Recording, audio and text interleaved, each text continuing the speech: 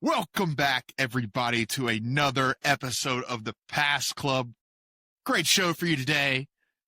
We're going to talk about Brian Kelly getting the X at LSU, get into college football, get into another ball call, talk about how this was the worst NFL week in history, obviously, chop it up about the World Series, get into our sport court, wrap it up with the college football look ahead, good boys, and blurby derby. Let's do it. Welcome to the Pass Club.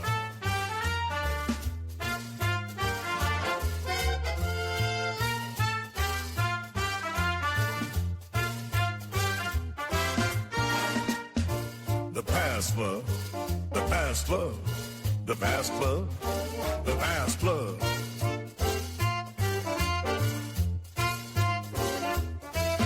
Pass Club. The Pass Club.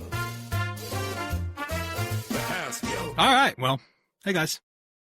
Hi. Hey, Mal. Mal, maybe let me stop you real quick before you get going. Is it me, or does Elkins look super crisp today? And look at those beautiful brown eyes. You have the same eyes as Woody from Toy Story, but they're beautiful. That's a You're compliment. my brown-eyed Elkins. Dylan, that is one of the highest praises anyone has said about my eyes before. And normally they're covered. Normally we've got the shades on, but today we're all flaunting some beautiful eyes. Yourself, Mal. We are three handsome lads that love to talk sports and give you some of the best takes.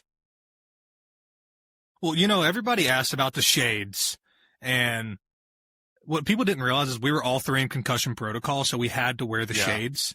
But we cleared concussion protocol, and we decided in honor of Cam Scatabo, and just to honor his legacy, we would not wear the shades anymore because he basically has copyrighted CTE, I think. Mal, do you have baby blues? Are your eyes blue? I don't. You don't know what color your eyes are? I really don't. It's Bro, you look at them every day in the mirror. You see, like, anytime I look in my eyes, though, I just see, they're just dead inside. So, Elkins, is this not crazy? He doesn't know what color his eyes are? Dude, I think, honestly, I'd have to say they're green, Mal. Mal, why don't you get those peepers real close? Get them real close here. Let's see. Look at the camera, idiot. Yeah. That's a great screenshot, but I'd say they're a little green. Yeah, they're a little green. A little greenish. Yeah, a little green. He's like, I don't really know. I don't know. I think I put like hazel on my driver's license. Hell, I don't know. Hazel. Just like you get pulled over, and just the cop just notices that. He's like, I'm not even going to give you a ticket. Your eyes are not hazel. Your eyes are not hazel. Bro, and you're sure definitely not 6'5". Get out of here. No. Mine says 6'7". Oh, you got me. You got you know what's funny is I wasn't even trying to make it, like, that just popped out of my head, and then it triggered, like, oh shit, I made a 6'7" joke accidentally. I wanna just, maybe one day we all make it to 75 years old and we do one last episode. Mm-hmm. Lord willing. And at 75, we maybe 67 years old. No, but some of the stuff is just going to trigger me sitting in my bed when I'm 75 years old, like Fortnite, all the lingo, all of the memes we've been through. Juice World. Dude, that all was so of the memes we've been through in our lives. So one's just going to come over my mind when I'm 75 and I'll never be the same. Dude, I don't know about y'all. Hold on. Real quick, just a side note, real quick.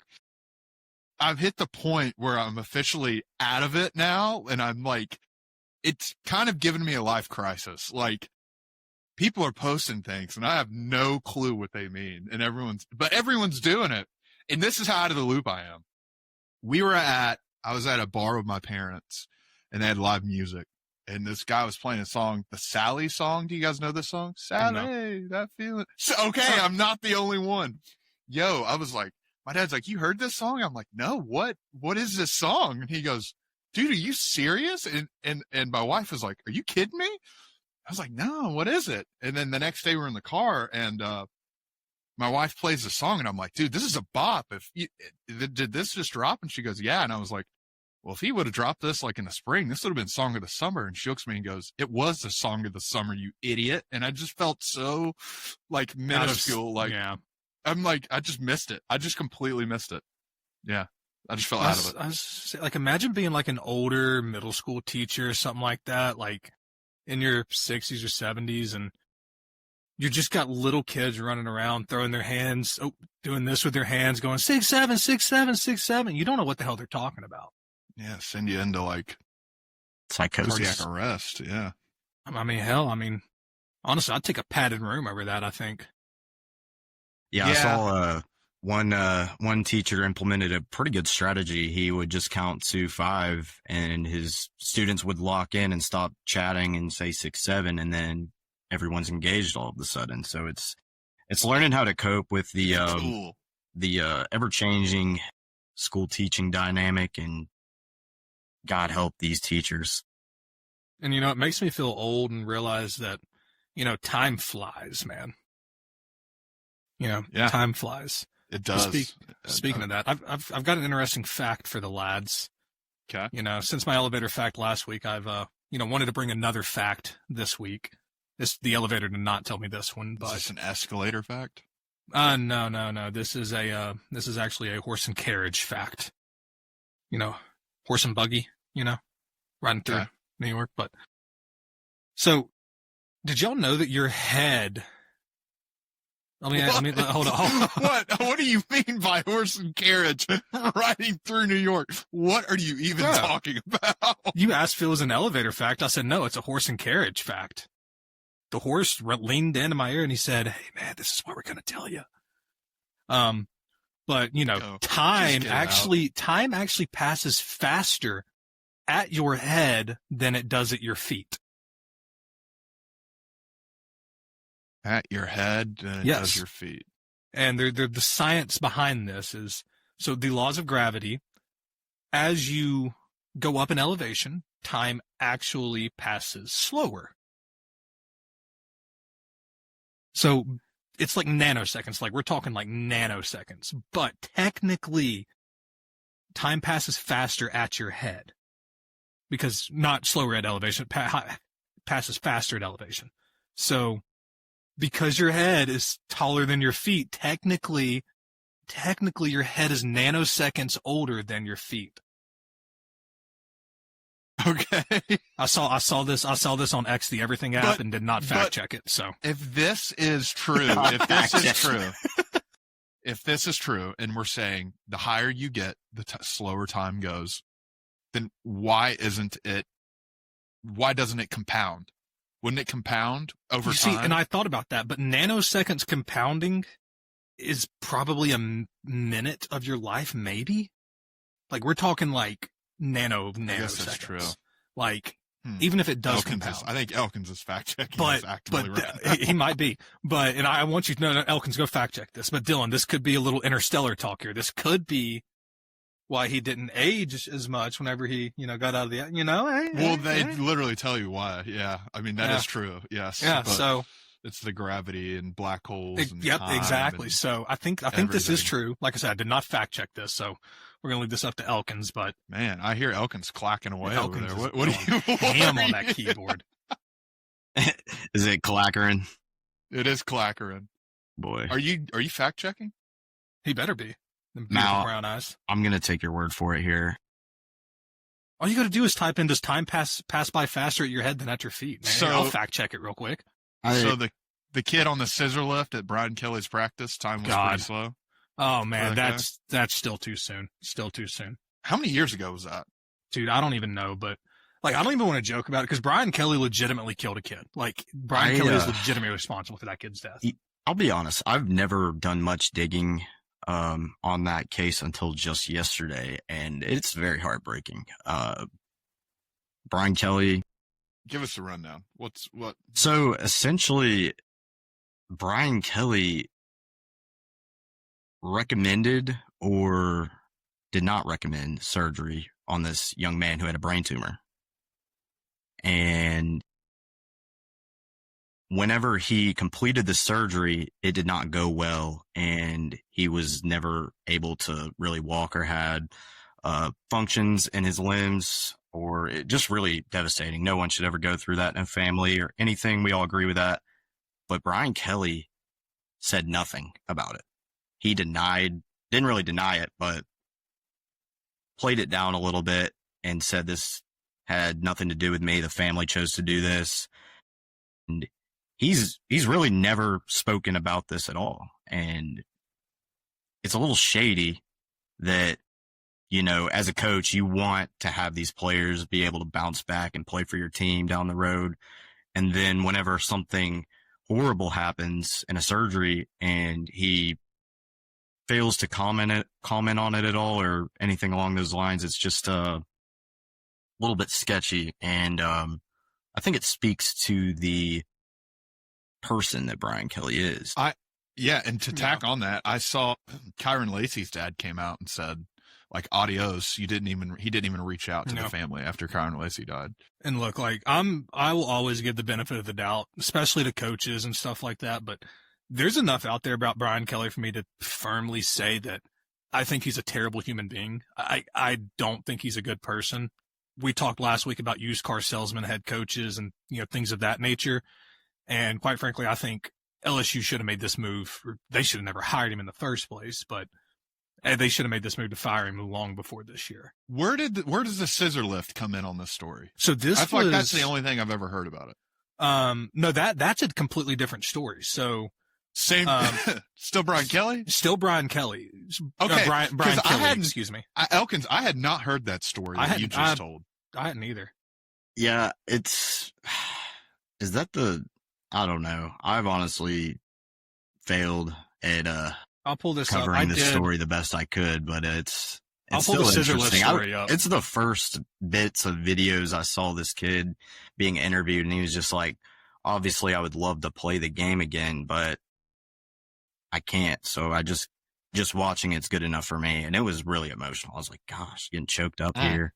But Brian Kelly has never had a conversation with this kid past surgery. So it's wow.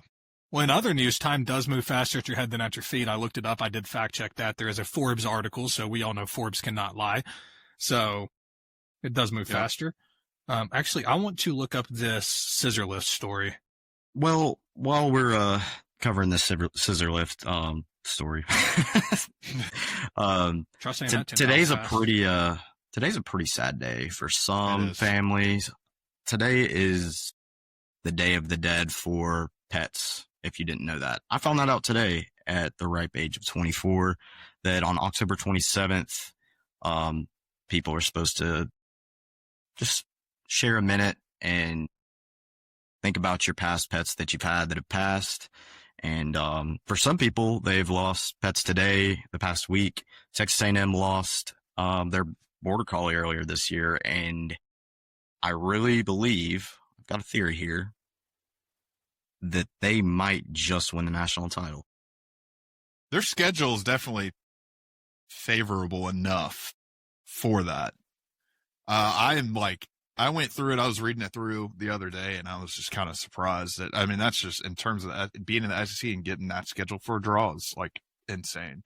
Not taking anything from Texas A&M. They're a great team.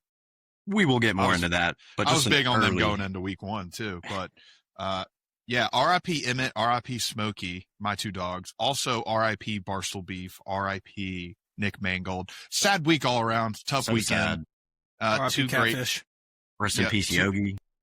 Yeah, two great people we lost this weekend, and yeah, so it's tough, but got to move on. Anyways, boys, let's get into. Well, I was gonna say I have spark notes on Brian Kelly killing a kid. Wow. Okay, I can. You got 10 seconds. Oh, 10 words, Mal. 10 words. We've done this before. 10 words. Okay. 10 words. Windy. Yep. 20-year-old student. Can we count that as? Shit. Yeah, we'll put 20 parentheses year old student. Windy. 20-year-old student. Videographer. Scissor lift. Operate camera. Kelly. Say so. Fall. Damn, that was not very good. Did the kid die? The kid did die. So basically, it was very windy. There was wind advisories in effect in South Bend, Indiana. They held practice outside, and Brian Kelly didn't directly send the kid up in the scissor lift, but the coach, nobody on the coaching staff, nobody on the football team was like, hey, it's probably not a smart idea to send a kid up in a scissor lift to record practice in a wind advisory. So we went up there. Unfortunately, did fall, was rushed to South Bend Hospital, and, did die. Brian Kelly really didn't comment too much on it. His only real comment that I saw on this was that Notre Dame has systems in place to protect the student athletes, and the, people on there, and the systems failed that day. So, yeah. Scissor lifts are terrifying, dude. I've had to go in, I only get on them inside, just more of but I go up 15 feet, and I'm like, no. Because they start wobbling. I can't imagine being outside in the wind on that, probably uneven ground. No, not doing it. Nope. But yeah, I mean, that's all around just awful story. But I mean, it does beg the question, how does anybody on that coaching staff, not even Brian Kelly, I mean, how does anybody on that coaching staff not go, hey, dude, don't go up. We have a, freaking wind advisory in effect. Well, now they have things that you don't have to. And that was, anymore, that was on October 27th, 2010 is when that happened. Yeah, wow. That was a while back. That was a while Today. back. Oh my gosh, it was 15 years ago today. 15 years ago today. Wow. That's just a little That's strange. a little creepy. Yeah. All right. Let's get into college football this past weekend. Indiana put an absolute spanking on UCLA this weekend. Let's talk about it. They're the best team in the country. It's a Hands shellacking. down. I mean, everything we said about Miami is what Indiana truly is. Yeah.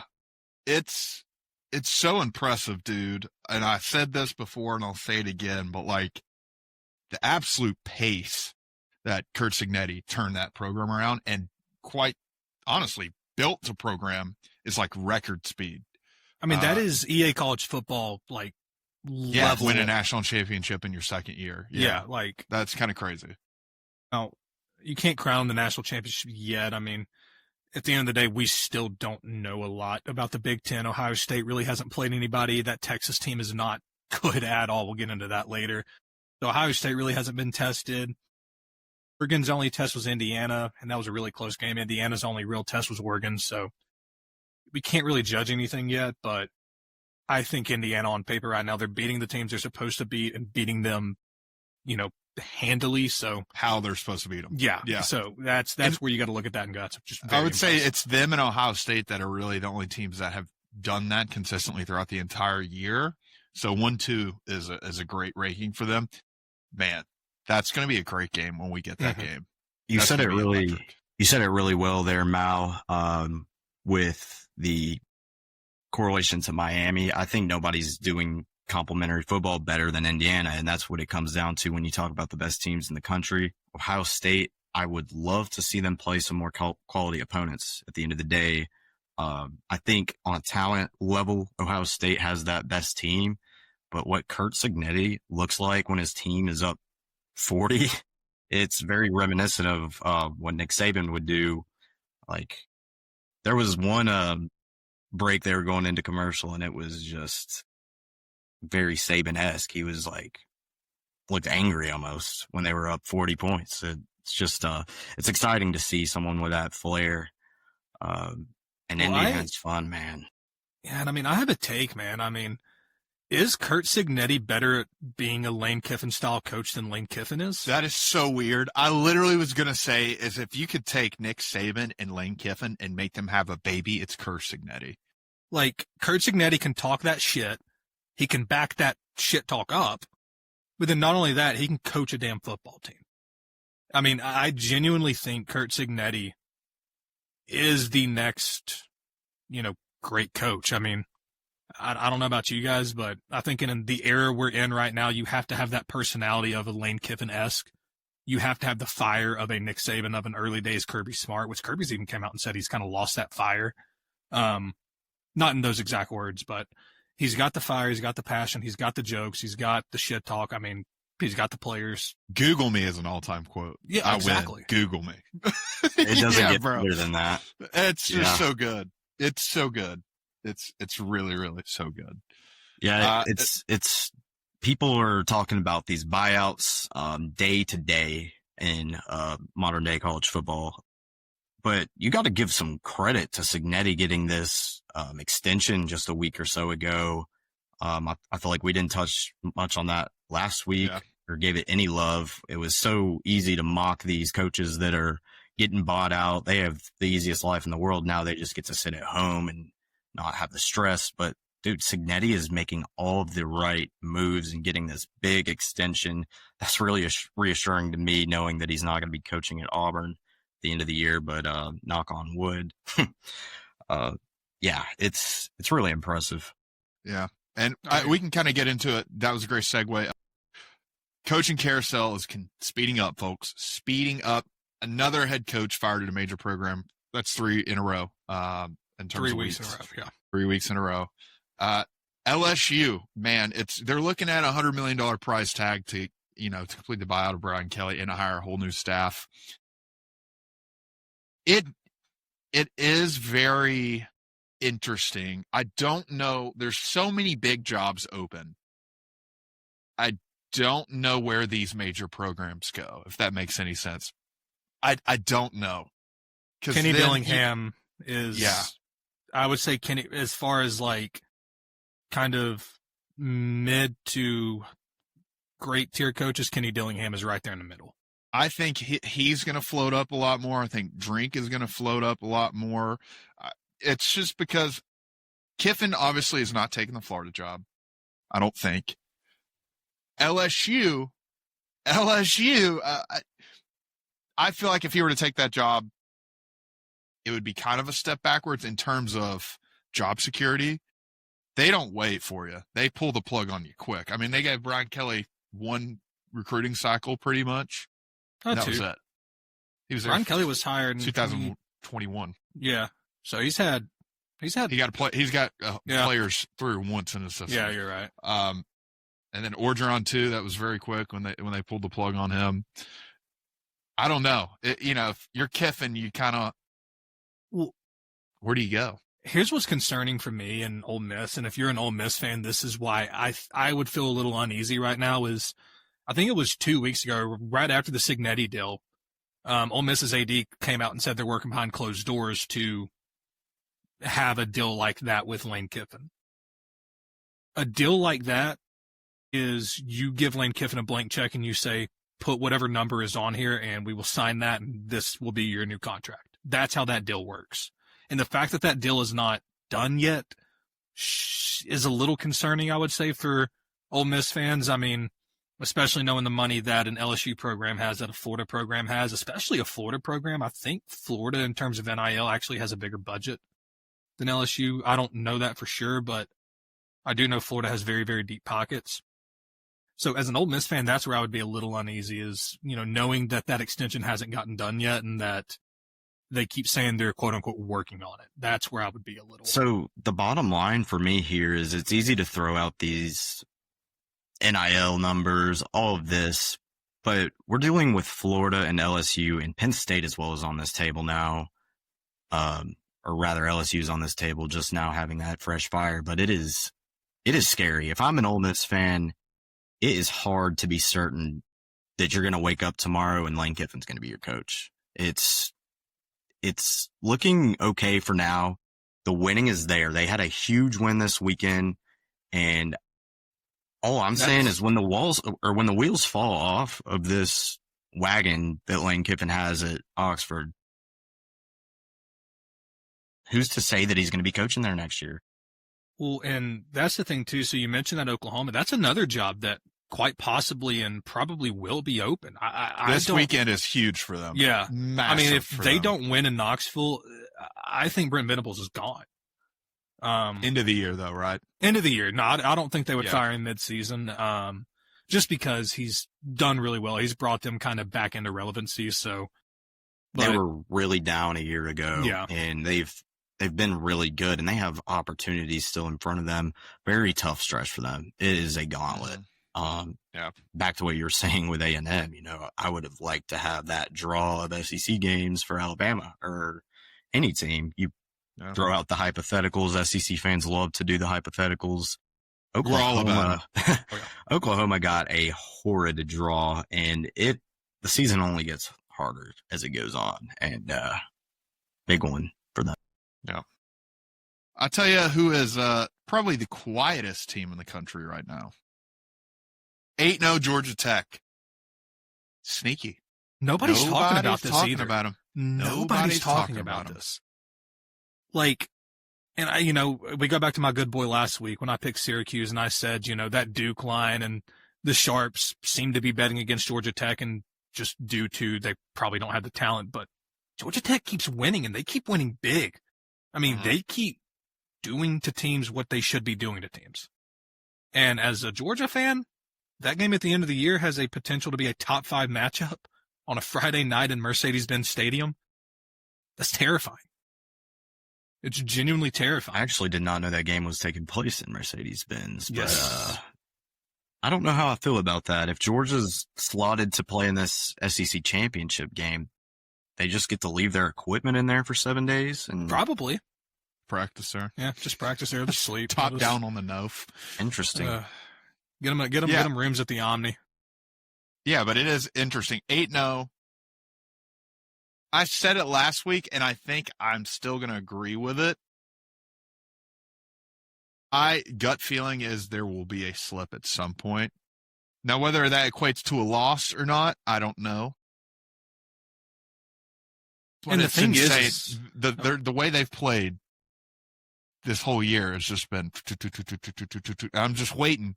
Because that's typically what would happen with a Georgia Tech team or a team of that caliber that has popped up to a top 10 team that's normally not there. You usually see a little. It's not an exponential growth. There's some backtracking throughout the year, and I haven't seen it yet. So my gut's saying look out for that. I don't know if it's going to happen. Don't know if it's going to equate to loss, but that's just my feeling on it. And that's the thing, too. I mean, if you look at this Georgia Tech schedule for the rest of the year, right, they've got NC State, Boston College, Pitt, and then Georgia. So, I mean, it's hard to see them losing to really any of these teams. Pitt, maybe, but that's a home game. It's in Atlanta. Yeah, it's in Atlanta. It's on the flat. So I look at this Georgia Tech team, and when I look at this Georgia Tech team, I see a playoff team. Like, I truly see a playoff team. I see a team that, I don't know what's going to happen in Atlanta. One can assume that Georgia's going to beat them, but with Georgia's defense right now, Haynes King scares the absolute hell out of me. It's tough. I normally don't get excited about teams, but I can't help myself when I watch Georgia Tech play football. You don't get guys like Haynes King once in maybe a generation, and he is that level of toughness. I'm not saying his ball skills or anything is like that amongst a generational talent, but the toughness and grit of Haynes King is generational, and that is something that will take you a long way. If you've played the game of football, you know how important those two and intangibles that, like, you want a guy like Haynes King in charge of the football and offense, and we'll see where they can go. They were ranked 7 last week, and they got dropped for winning big. They covered the spread against your Syracuse bet a week ago, or your good boy rather. Wow, it feels like the media and the gambling sharps just don't know what to do with this team. They aren't really sure. It's kind of probably exactly how I feel now that I'm saying I think it's out how loud. the entire country feels. It's kind of like, are we going to acknowledge them yet? Are we going to talk about hey guys, 8-0, they're 8-0 over here. Are we going to talk about this team yet? And everyone's like, I don't know. Probably not. The reason behind it, and I get the reason behind it. I mean, when your best win is Clemson this year, I mean, that is your best win this year is Clemson. And it's hard to look at a team like that with the amount of passion they show. And I mean, y'all mentioned Haynes King and the grit he shows. I mean, Brent Key and Haynes King, I think, are the perfect marriage for a coach and quarterback. I think that is just watching Georgia Tech as a Georgia fan. I do watch quite a bit of Georgia Tech football, just kind of keep up with them and know what they're at. Because, a lot of time it's preying on the downfall, but recently it's been, oh shit, are they actually good? So, I guess what song would you use to describe the Nussmeyer, Brian Kelly relationship? I was going to go to Bad Romance. That's so out of left field, but I love it. I do too. Okay. Well, Mal, you mentioned a marriage for, Haynes King, and I'm going to go Lips of an Angel for Brian Kelly and Garrett Nussmeyer. I need some explanation. You need some explanation here. So Garrett Nussmeyer is the one singing, right? He sees all these great coaches out there, and he's stuck with Brian Kelly, and he's sitting there on the phone with all these other coaches, probably in the portal last year. He's with these coaches talking to him. They're trying to get him to come to their program, but he's got Brian Kelly. He believed in Brian Kelly. And he goes, my girl's in the next room. And now he's thinking, sometimes I wish it was you. I guess. And the more I dig this hole, the more I think it's actually a perfect metaphor for it. That's pretty good. Yeah. I'm going to go Here Comes the Sun by the Beatles. I think this is a great move for Nuss, not having Brian Kelly there. I think the rain stopped. Sun shining. Could be worse. You're the starting quarterback at LSU. You're going to get, hopefully, put into a system, even if it's just with an interim, that'll show your skills off a little better. It's bright days ahead. Here comes the sun. And I want to off use the top that of the dome. That's what I'll go with. To ask Elkins, how much worse are you feeling now about that LSU game than you were this Saturday? I was going to say it's a super, super premature look ahead, as we don't even play LSU this week. We're fortunately on a bye. It feels like we've ran a marathon and we get to just put our head on our pillow for one sleep and get back to it. But wow, when you take a team like LSU that has got so much talent and their standards, their everything that they've been taught and coached the past 5 seasons. Some of these players, 5 years, that are redshirt seniors, all they've known is Brian Kelly, and they've just been broken out of their chains and get to do whatever they want in Tuscaloosa in their next game because they're on a bye. They're going to practice. They're doing the same stuff we do, trying to be the toughest team in the trenches when we play in this game. It's always that first or second week of November, and you don't want to be on the losing end of this rivalry. And I'm shitting bricks, to be honest with you, Mal, to answer that question. Well, I think the biggest thing that we hadn't really even talked about isn't really the firing of Brian Kelly. It's the firing of Joe Sloan today, their offensive coordinator. Absolutely. Their defense has looked really good this year. I mean, their defense has been a top 10 defense, like a top 10 team defense. That offense just hasn't been able to figure it out. So we're going to have a new guy calling plays. We're probably going to have some installs this week for LSU, some completely new mock-ups, some completely new formations. They're going to throw the kitchen sink at Alabama because they have absolutely nothing to lose. That's exactly what I was going to say. That makes it all the more scary. They literally, nothing to lose. Kitchen Zero. sink. Yep. It's, I actually was just talking about this earlier. LSU is going to give us the best shot they've given a team in some time. Yeah. And speaking of, that happened this past weekend too. We had South Carolina, Bama, all-time sweater. I was sweating watching it. Poor students. They also, that's on them though. It was a little premature to crowd the bushes there. I will say South Carolina it's a tough place to play. It is a tough place to play, even when their team is not very good. They show up and they show out. And Elkins, what are your thoughts as an Alabama fan? I'm gonna keep it short and sweet here, and then I'll probably expand on it. But a pick six a day keeps a naysayer away, and by God, we got a pick six early in that game, and it was the difference. If you want to talk about the best performance we've seen from Bama this year, you got half of it this weekend. The defense played an all-time game on the road this weekend at Williams-Brice. A guy who I thought would win the Heisman Trophy. Played pretty well. I don't think he plays best, but he played pretty well. Good enough to beat Alabama for sure. I've had this game circled since July. I think I was spamming that on Saturday. Like, you can't hurt my feelings when we lose because I called this game back. You already knew it was coming. Wait, Elkins, was there a football game on Saturday? There might have been. I heard. I think there was a football game. That's a little inside joke Elkins has. I get a little bit silly on Saturdays, and I'll start asking. A my little friends. silly Saturday never hurt. I'll start asking my friends if there was a game or something after the game ends. Yeah, something happened today. Yeah, I heard there I don't was know. possibly a game today. But yeah, I even did it on really good Sunday. game. I even did it on Sunday after beating them Cowboys. Pretty good, but Yeah. But yeah, other big scores this weekend. Miami beats the crap out of Stanford. I want to highlight Lane Kiffin talking smack to the player's face while getting ready to do the post-game interview.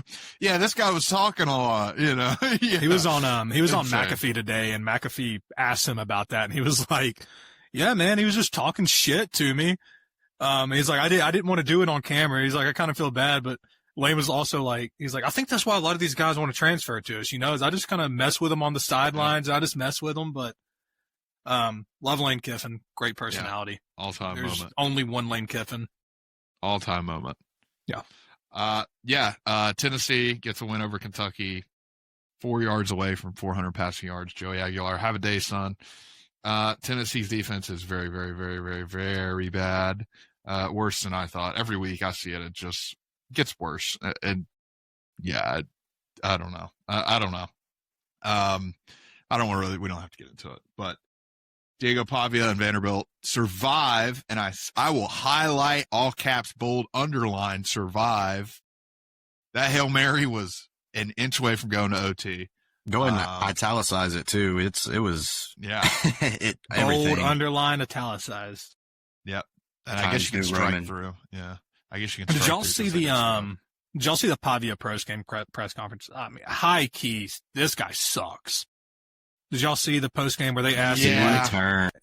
him? They were asking him about, they're like, well, you know, Vanderbilt started putting on the, you know, Pavia for Heisman campaign. You know, what do you think about that? And instead of doing the normal answer of, you know, man, all that's fine, but, you know, I'm just ready, looking forward to come out there with this team next week and dominate with the boys. He goes, well, yeah, I'm going to win. You know, yeah, I want to win the Heisman. Like, yeah, like me.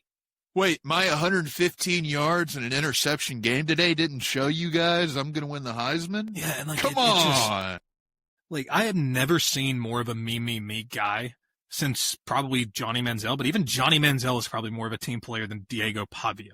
Yeah, I agree. And then we talked about it a few weeks ago, but the locker room in the middle of the locker, Yeah, or the locker in the middle of the locker room, that's like insane behavior.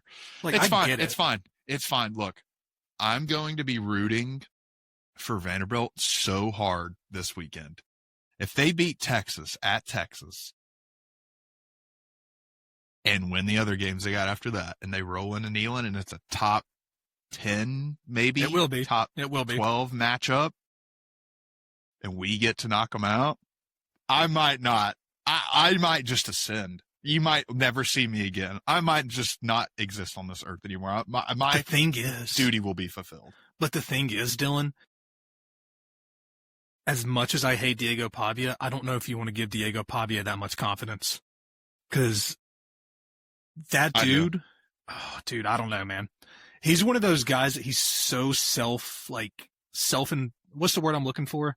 He's such a, I feel like he's such a narcissist, self-centered narcissist almost, that if he truly believes that he's the best player in the country, he might go out there and, you know, hang 40 or 50 on y'all, especially with the defense y'all have. Dude, I think our secondary is questionable, and I think he's a way better runner than he is a passer. Yes. I like how we match up with them, I'm going to be honest, but that's all I got to say. I was really excited for this Missouri-Vandy matchup just as a past opponents aspect. It was a snooze fest. Yes. But Bama, having played a Missouri team who I believe in, they took us to the test as well. I feel like each of these games Bama has played has put us in a position to win against South Carolina. That's aside the fact I think Missouri's a good team. I think Vanderbilt's a good team. I'm excited for what Vanderbilt can do to Texas this weekend, but I truly believed Missouri was going to make more plays down the stretch. And to what you were just referencing there, it was a snooze fest, and that surprised me a little bit. And for the Pavia hype train to be where it's at is just silly. Yeah. Well, I mean, the other big thing you got to look at in that game was Bo Pribula. That really sucked. Brutal injury. Really, really brutal injury. Shout out to Zollers. He went out there. He played a really good game after that. But, the Pribula injury is really, I feel like, kind of put a damper in Mizzou and everything now, about that. Can you do the soundbite that's on our run-of show for this Mississippi State game? Do I want to get am I? Oh, no. I just remembered what that was from. Remembered what that was from. I'm not gonna have you do that. I'm not gonna have you do that. No, I'm not. That's. I literally completely forgot what that was. I know the soundbite, but it didn't correlate what it actually was. Okay, that's funny. I mean, honestly, I think we'd be good to do it. I mean, we're not. No, dude. No. What happened? What happened? Mississippi State. What happened? We love James Draws. It rocks. We love dude. James. That's a shout out to him. Yeah. That was a crazy game. That was so crazy. That entire game was just nuts. I was like, dude, Mississippi State's thumping them right now. And then I was with my family. I got up and I did something. And by the time I came back, it was like a, bare knuckle fight. And I was like, what is going on right now? Yeah, I hope you didn't blink too many times over that hour and a half, or maybe even less than that. It was Mississippi State's win and then Mississippi State's heartbreak. And wow, Barstool was fun to watch this week. I was about to say the Barstool edits, man. I mean, that was so fun, dude. Brandon Walker right on the sideline, and we dude, have you guys seen the AI videos that have come out where he's like tackling the Texas guy, and then there's another one where he like takes the ball out of his hands, and there's another one where he blows the guy up with a rocket launcher, and then there's also another one where he turns into the Hulk. There's so many good ones. I haven't so many. I need to look this up after. No, you got to look them up. They're hilarious. They're so funny. No, but watching just watching the life pour out of Brandon Walker's eyes was. Honestly, it was beautiful. So brutal. They got down on the field too. They were in the box, him and Hardy, and then they went down to the field. Did you see his quote? Quarter. Did you see his quote? He goes, I was in the end. He goes, during the overtime, I went to the end zone that Mississippi State was supposed to win.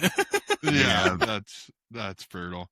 That's brutal. Not their first overtime loss this year either. Mm-hmm. It is just, it's Tennessee, it's sunny in Starkville, but it's also raining. It's just really tough. But how many years are we going in? How many years are we going on without an SEC win? God.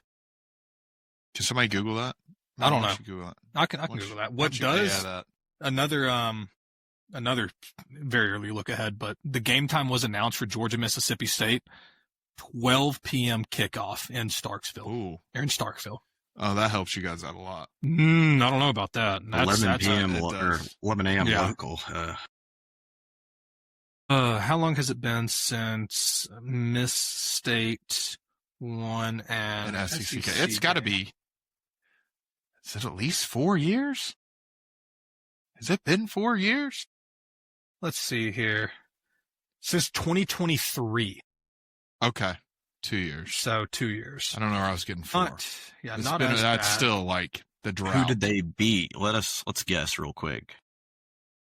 Had to be Arkansas. 2023.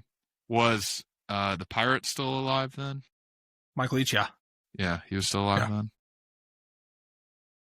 Yeah, this might. I don't know. Maybe in Arkansas. Yeah, it might have been Arkansas. This might be a complete lack of ball knowledge, and I could just be blanking.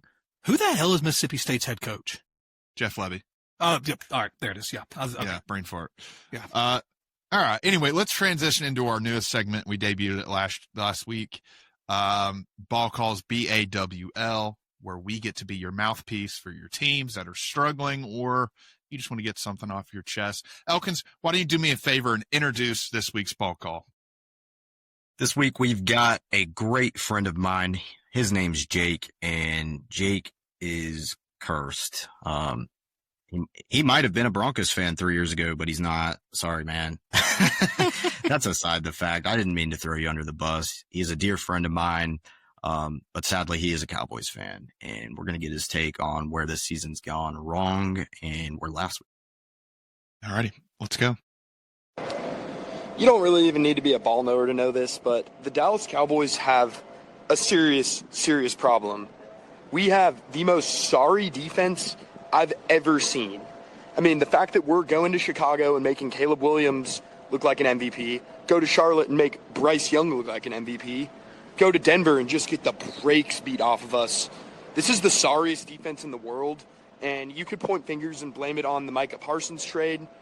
You could say it's Diggs' fault for having a shitty attitude and playing terrible all year. Maybe he's not fully healthy. You could blame it on Eberflus being the most sorry coordinator I have ever seen.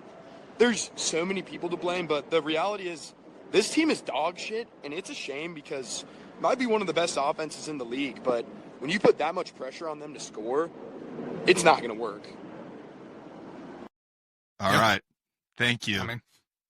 Thank you. His name was Jake. Is that right? Yes. Thank you, Jake. Jake, I think it was really well said with the allusion to going to Chicago, making Caleb Williams look like an MVP, Bryce Young looking like an MVP. This defense is really the problem at the end of the day for the Dallas Cowboys. They've got a top 5 rusher. They've got probably the 2 best wide receiver, or the best wide receiver duo rather, in the NFL. So I don't know. What do you guys think about that? I mean, if I may, I saw a Jerry Jones quote talking about the trade deadline where he's kind of talking about the Micah Parsons trade, and filling that gap. But he said one player is not going to turn a defense around. While I agree with that, I also disagree with that. If you look at what Micah Parsons has done in Green Bay, the havoc this guy wreaks on a backfield, on a quarterback, that is a guy that can single-handedly help your defense and get them off the field on third down, which I haven't watched a lot of the Cowboys this year. Just will be the first one to say that. I don't know if they have a third down issue, but if your defense is that bad, I would assume you have an issue getting off the field on third downs. But let me pose a question to the two of you and to all Cowboys fans. Would you rather have a guy who, yes, is super, super, super talented, Micah Parsons, but absolutely has zero want, does not want to be on the team, does not want to be there, no fire, or no cancers in the locker room, everybody seemingly bought in, your talent output may not be the same, but you don't have any locker room issues? That was the decision they had to make, and they made their decision.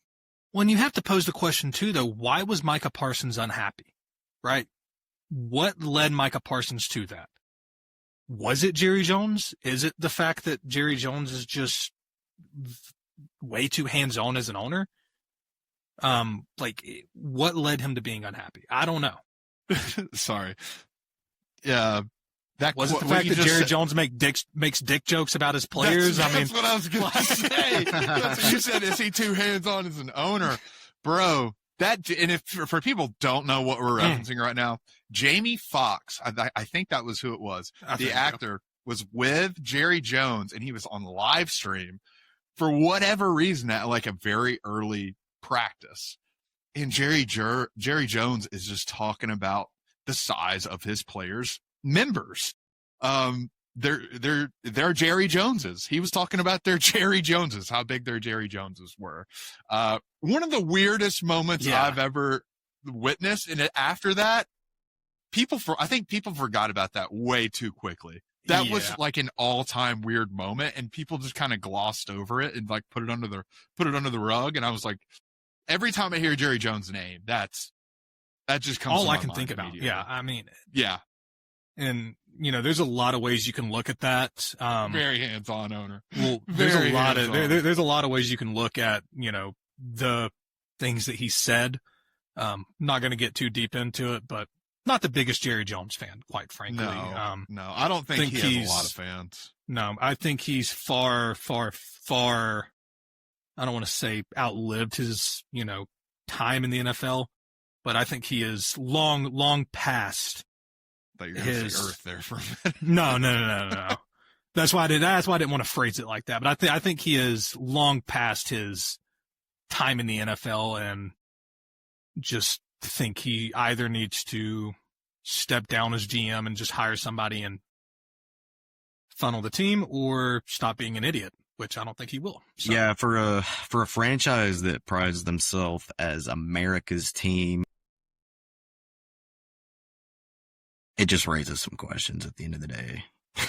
I mean, they're struggling. I don't know where they're going right now. They've got the pieces on offense, and then that trade with whole Micah Parsons was that's another concern there. But yeah,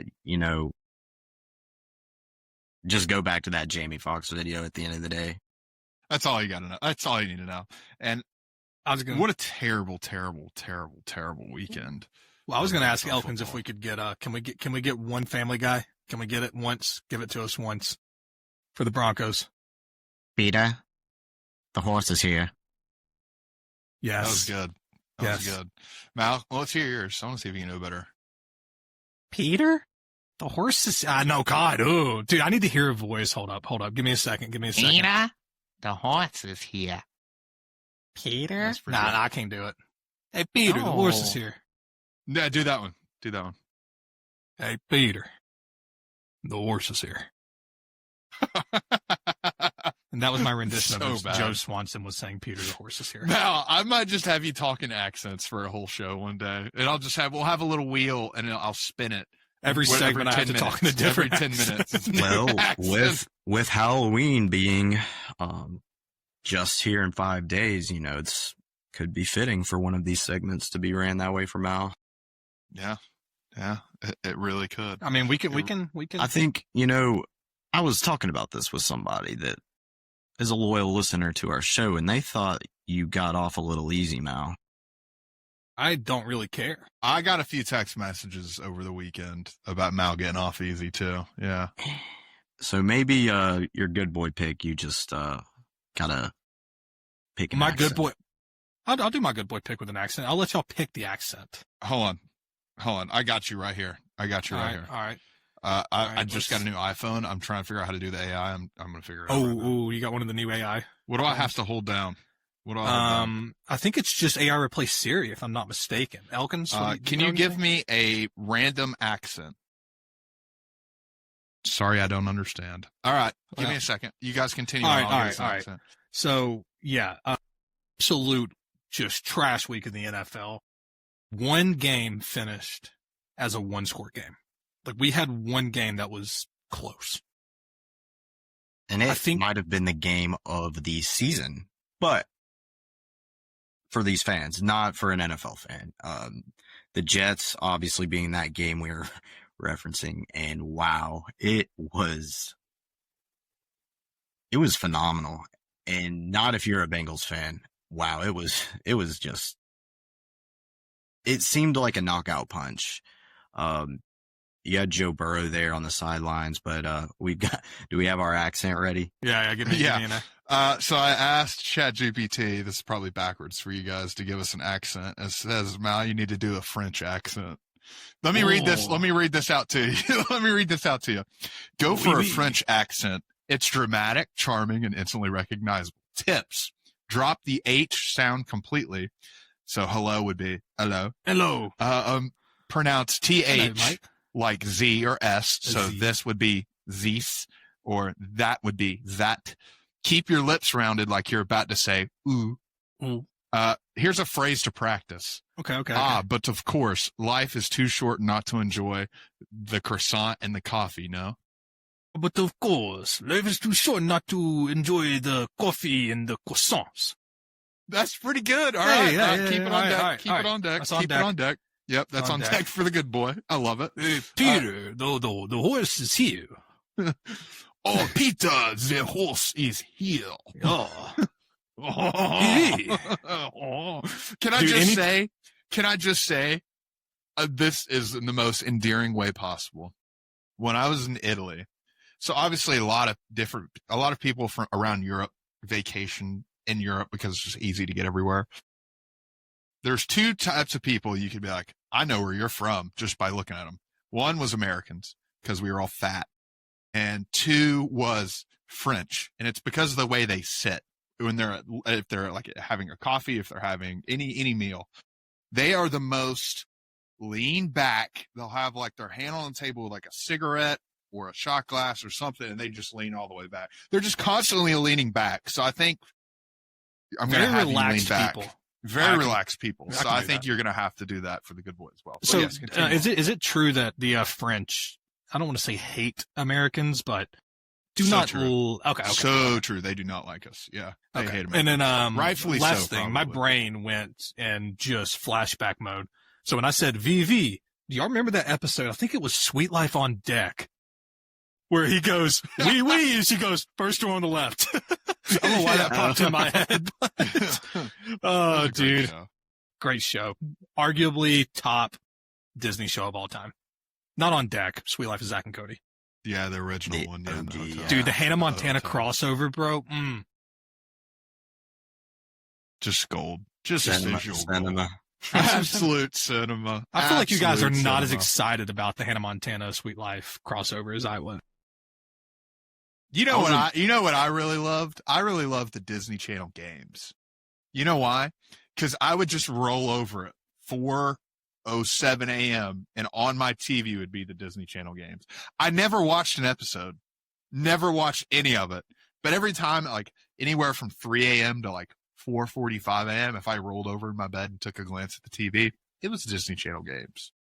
Did anybody else, like when they were kids, did their parents set the sleep timer on their TVs and then it would go off and you would turn it back on and turn the volume down and just pray they didn't know it was on? Or is that just a me thing? Yeah. That's such a universal kid experience. Yeah. I feel like. Yeah.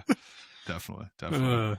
Let's talk about NFL. Let's get back to NFL. Sorry. Well, the NFL was a snooze fest this week. So. Yeah. Titans suck. Jonathan Taylor is an absolute beast. Falcons suck. Peter the Horse is here. Falcons suck. Jets. All time. That was a great win for them. And they did it for Mangold, man. It's what it felt like. It was pretty, I kind of knew that was going to happen. You just had a feeling, you know? Well, and I want to say too, this is a little personal beef here, but the Jets are 1-7 and I'm about to be 0-8 in fantasy. And that makes me feel really, really bad. The Jets have a better record. Dude. The Jets have a better record. I'm handing you an L this week, man. Dude, I kind of crashed out last night. I'm not going to lie. Why don't you tell everybody what your team name is? Well, right now it's Free Win. That's the name of his team is Free Win. when we started the year, my team name was Off to Grandma because you cannot beat Off to Grandma. Oh my God. My God. And let's just say we've got a few sickos in our league. We got we've got 8 sickos in our league that beat Off to Grandma. Hey, and I wasn't one of them. I'm probably okay. Let's try. I haven't done it. I haven't done it yet. Yeah. Hey, there's still time to drop Krosky. Yeah. Okay. All right. Let's. Any other NFL remarks? It was kind of a snooze fest. Aaron Rodgers looked like Superman in the first half and then just disappeared, man. I mean, I don't know. It literally after that offsides call or the offsides on defense that didn't get called, they just died. I don't really know what else to say about the Steelers. It was just. I want to say that some of us live in a world where Jonathan Taylor got drafted in the 3rd round. Yes. And that should not be the case.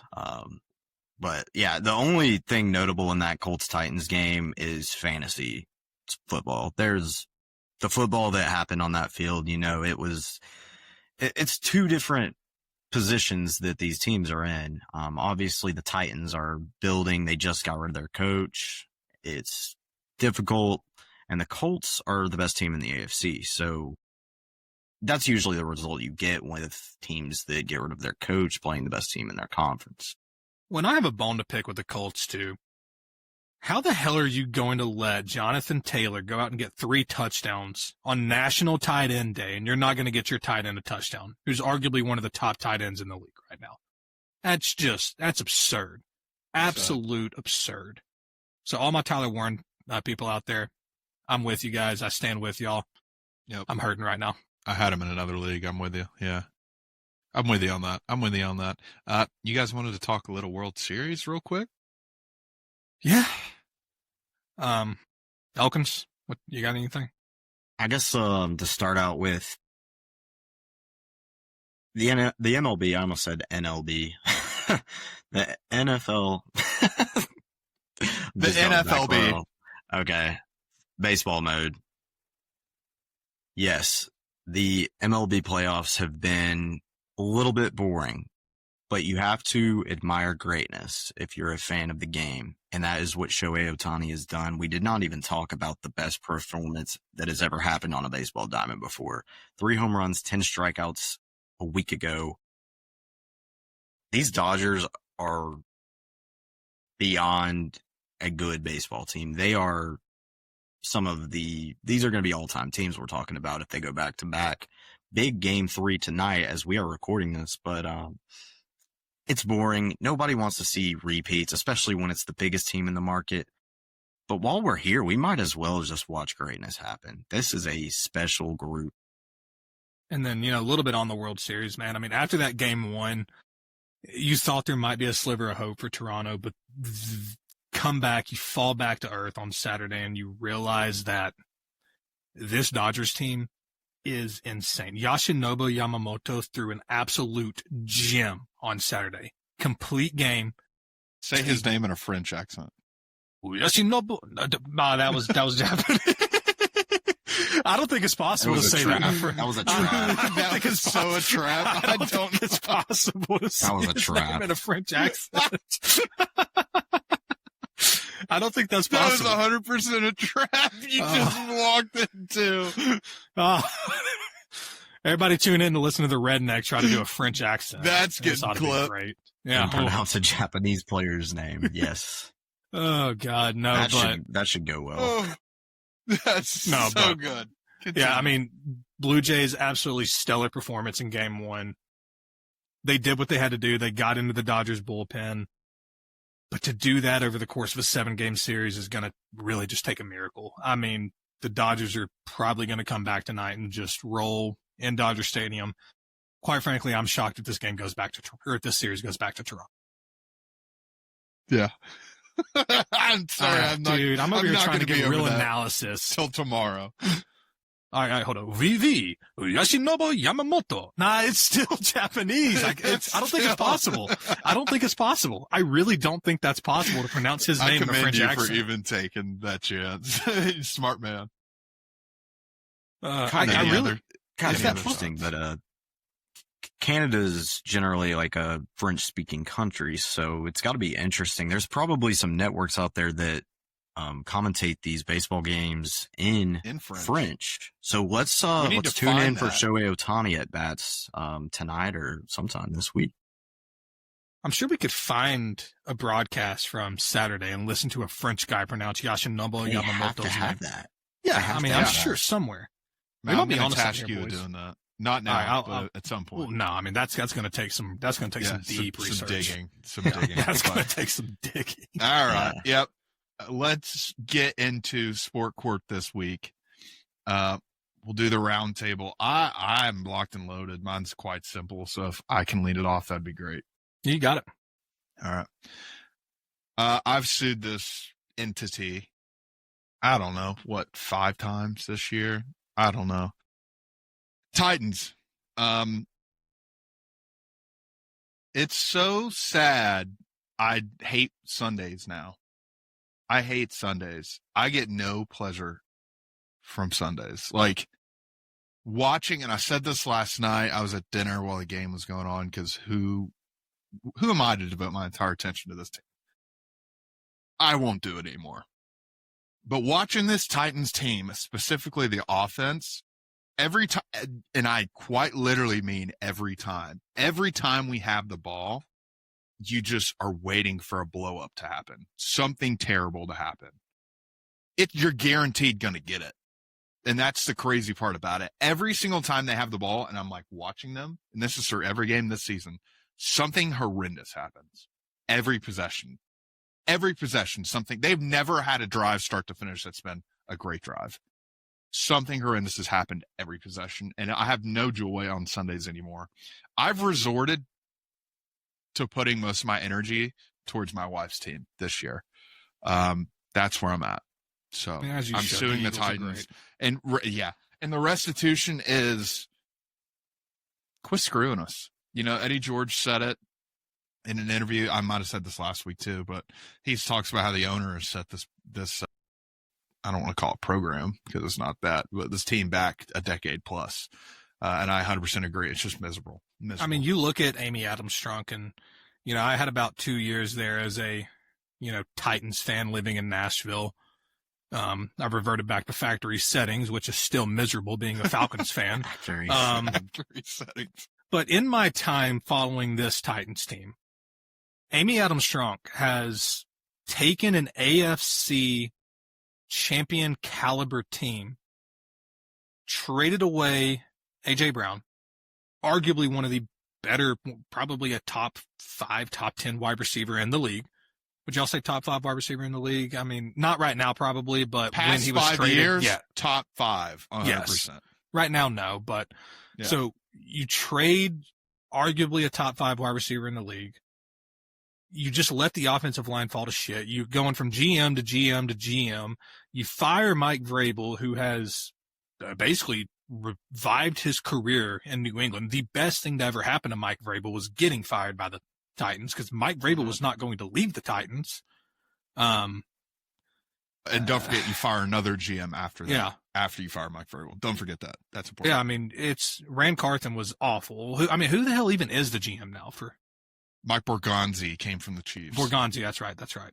Yeah. And but it's just funny. You hire a GM who butts head with Vrabel, so you fire Vrabel, and then you turn around the next season and fire the GM that you fired Vrabel for. It makes no sense.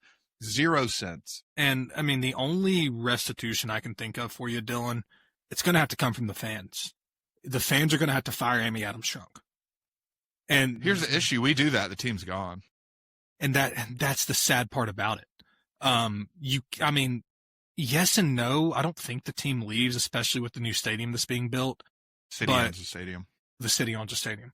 But as Titans fans, you don't buy your PSLs. Don't renew your PSLs.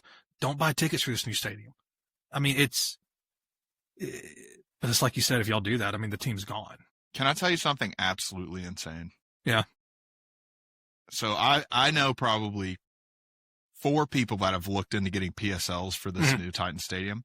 Upper level, 2 seats. I want you guys to give me a price tag. What you think? What you think they cost? I'll let Elkins go first because I know. Elkins, do you have a guess on how much? I have no idea. Cost? All right, 2 seats, upper level in the new stadium. 2 seats, upper level in the new stadium. Season tickets? Yep. Well, PSL. PSL. Do you know what a PSL is? No. Seat license. Yeah. Okay. So you get licensed to that seat for all events. Okay, I see now. Oof. Is that way too much? That's Yeah, way too much. I have no idea where. I don't know the Tell exact. him what a reasonable PSL is. So a reasonable PSL at Nissan Stadium, I think they were hovering around 2,500 to 3,000, I believe is what they were hovering. I talked to people that say they, 3 to 4x for the new stadium. And that's just for the PSL. You still have to buy your season tickets on top of the PSL. They've dropped them. Let me tell you what they were before the season started. PSLs at the new stadium before this season started for 2 upper level tickets, $18,000. Crazy. Whoa. I was gonna drop it back down to 7,500 to keep it on that 75. But, yeah, no. But am I wrong? I mean, but the PSLs from Nissan were what, 3,000? Yeah, I think. bad. Yeah. They were bad. But yeah, I mean, I talked to people. One of my reps, whenever I worked up in Nashville, he had season tickets. He's like, dude, I can't. Yeah. He was like, he's been to every home game, and that's what you do when you build a new stadium. You do this is you're going to alienate all your fans, and quite frankly, you give it 10 years. I don't think Tennessee has a football team anymore. Yeah, no, probably not. Hockey town. Meh.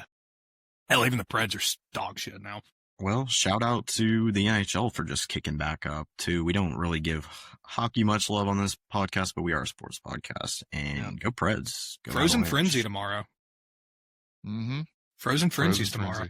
Other sport courts. Sorry, I completely ate up that whole segment. Oh, you're good. Oh, you got it. All right. I am suing Detroit, the city of Detroit. Y'all not hear about this? You better sleep with one eye open tonight. Yeah, we got a lot of Detroit stands in our neck of the woods. No, I'm suing the city of Detroit. The Detroit fans are going to absolutely agree 100% with me. So Okay. the city of Detroit has banned nicotine pouches at all sporting events. All sporting events. If they catch you with nicotine pouches, at first it's a warning, then it's a fine, then it's permanent removal from all stadiums and barred for life. Kids Little League. Yeah. Wow. Well, like all stadiums. Now, I understand why they did this. Anybody that's worked in bars or has been around the bar scene knows that nicotine pouches, when not disposed of correctly, get thrown in urinals, they get stuck to walls, they are just a pain to clean up. But at the same time, man, I mean, you got Detroit sports fans that are just on edge all the time. You got to let these guys have a little bit of relief. I mean, you got to give these guys some relief, man. All right, Jerry Jones. Really? These people. But I mean, I feel like banning nicotine pouches is not going to solve this issue. I mean, it's impossible to tell when you have one in. Like, genuinely, it's impossible. Yeah, what are they to tell. going to do? Just like go lift up your lip, like so. But I don't know. I guess if they see you put one in, but they passed a city ordinance, like they passed a law, and it passed through that says they are banned. Like it is a whole thing. that's Can't going have up. shit in Detroit. I know these cops are going to have to just go around to people and be like, "Let me see them lips. Let me boy. see them lips, boy. You're going to jail. Let me see them lips, boy." Yeah. But yeah, I mean, honestly, and there really That's isn't. sad. There really isn't a restitution for this. I mean, Just create nicotine-centric trash cans. I guess SIG's inside again. I guess that's the restitution is we're going to start ripping cigs inside the dome. Yeah, I mean, SIG's inside Ford Field, baby. Every time Jahmyr Gibbs scores a touchdown, just rip some cigs. Light up a gar, bro. Yeah. It's going to look like BDS the third Yeah. Saturday. All right. Enough. You pissed me off with that. Elkins, go ahead. Already pissed me off again. You already pissed me off. I had a couple routes I wanted to go. One is a particular college team, but I'm going to save them for later this year. That's all I'm going to say. The other one is Cleat Blakeman. Any guesses on who Cleat Blakeman is? It sounds like I was going to say it sounds like the name of a backyard baseball character. I was It's a going to cool say name. I like the name. I was going to say it's Mr. and Mrs. Yeah. Bateman's son. Blakeman, yes. Or Blakeman, yeah. Cleat Blakeman, he officiated the football game yesterday of the New York Giants at the Philadelphia Eagles. And I don't care about the result. I tend to like the Giants a little bit. I rep the Giants jersey from time to time on these shows, but there was a play in this game that was disgraceful to the game of football. And the only reason I'm suing him is because there was no whistle, but there was a fumble. There was a loose ball with no whistle. By definition, that's a fumble. And there was no knee down on Jalen Hurts on this tush push. Not even a tush push thing here. But I understand forward progress. I understand the whistles. There was no whistle. It wasn't even a late whistle. There was no whistle.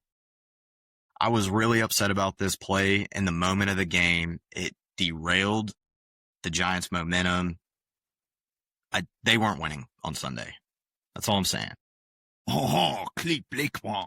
Yeah, well, if you're watching, you saw me mute my mic and practice my good boy. So His restitution is that Roger Goodell needs to put a magnifying glass on next week's game. I'm going to figure out what game Cleat Blakeman is officiating and probably take the home team because he might try to help him out. But Yeah. what I saw, look, again, I don't care about the game. If anything, it was a really devastating game for Giants fans, losing Scatabo. There was so much going on that went wrong for them. But then there was just this anti-football moment that hurt, like me as a defensive guy. You guys are more offensive-minded guys. It killed me inside watching that play happen because it's already impossible to stop. And then when you get a fumble force, which has never been seen before on a tush push, it's a loose ball, and it wasn't called a loose ball, and it was a little upsetting to see. That's all I've got to say for my. At the end of the day, the play will be banned. Like they will I can't legally talk about this. So. You will get on the hot seat, but I will say, after everything that's unfolded this year, when that vote comes to pass, this offseason, and that vote comes up, it will be banned. There's no doubt in my mind. And we're banning a play because of the refs. No. We're banning a play because of how hard said play is to officiate. I want to just reassess my position here.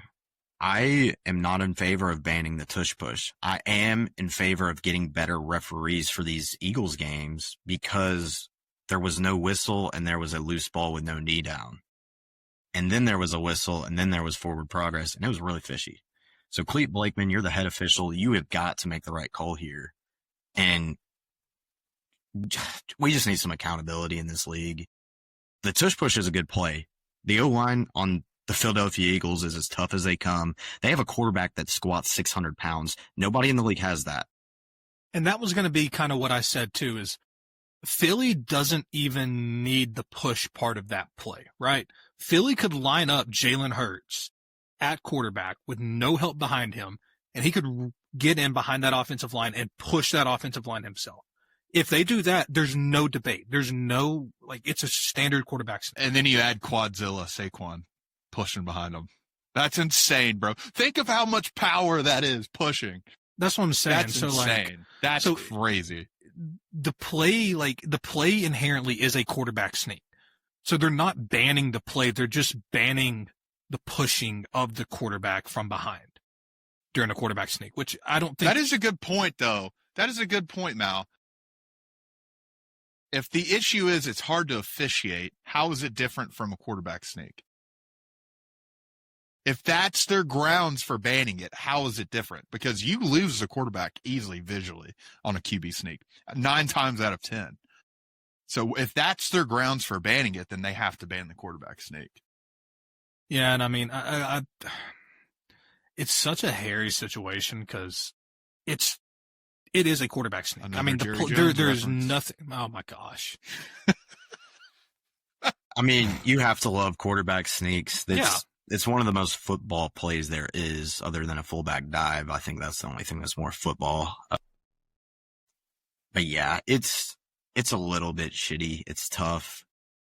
There's going to have to be some conversations behind closed doors, and I hope it doesn't completely go away. And I don't think it will because of how strong these Eagles are. They're a tough team.